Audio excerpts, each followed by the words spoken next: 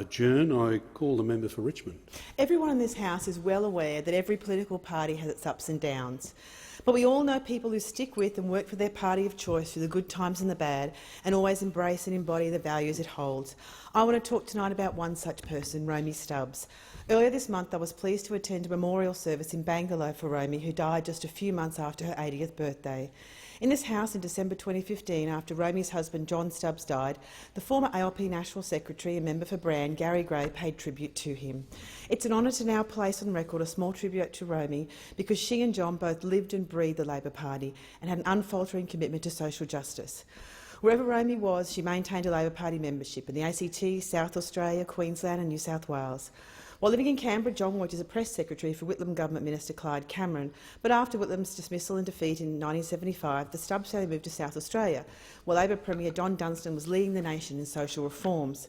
Romey began working for Premier Dunstan in his electorate office, and every MP knows good electorate staff are vital. At her memorial service, stories were told about Romey's invaluable work for Don Dunstan and the electorate. They include the story about her first day that saw her dealing with a series of bomb hoaxes to government offices, a constituent threatening to hang himself in her office, and a conspiracy plot, all before lunchtime. After the defeat of the South Australian Labor government, John and Romey moved to Brisbane. Romey worked for Queensland Labor Senator John Black and was widely regarded as an invaluable staff member. Then Wayne Goss led the Labor Party to office after 32 years of National Liberal Party rule. Romey's generosity, kindness, warmth and wisdom were legendary, as well as her sharp judgment and sense of humour. She became a senior policy advisor and later Chief of Staff to Queensland Cabinet Minister Paul Brady in the Goss and Beattie governments, when he held the portfolios of Education, Police, Corrective Services, Fire and Emergency Services and Training and Industrial Relations. In the Goss and Beattie governments, Romey had a reputation for her sound advice and valuable insight. She mentored and mothered a procession of young advisors. Romey was known as a velvet glove. A story was told at her service at the time Romey was having a smoke in the stairwell of Forbes House, where the senior officers of the Queensland Fire Services were headquartered.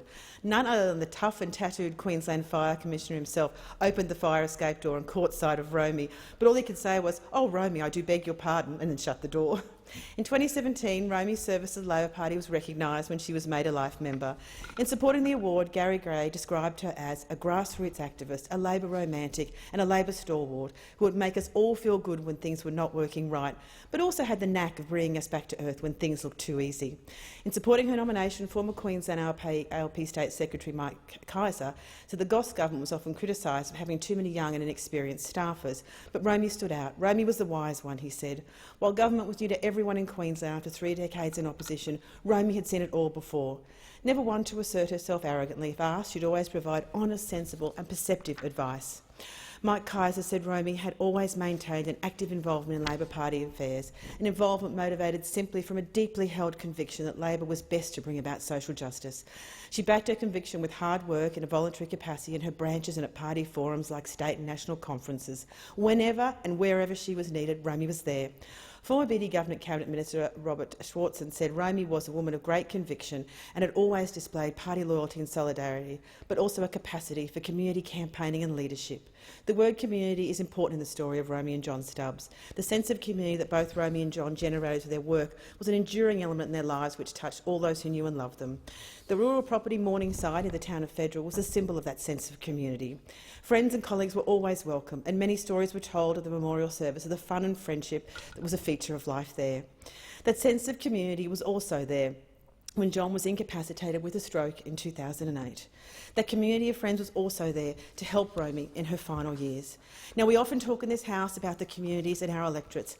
I've had the opportunity to see the real love and commitment of the community in Bangalore and beyond wrapped around both Romey and John. That support was there for them as they had supported others in so many ways throughout their entire lives. Those like Romey Stubbs, whose own life and work set an example for us all. She affected the lives of so many for the better. Those like Romey, whose political beliefs and principles and whose wider commitment to Labor values and social justice made a real difference in the wider Australian community. My sympathies go to Romey's many friends and former colleagues, and especially to her family, her children, Will, Susie and Sasha, their partners Miyaki, Jamie and John, and grandchildren, Audrey, Jude, Darcy, Sienna, Rosie and Arian. Val, Romey Stubbs.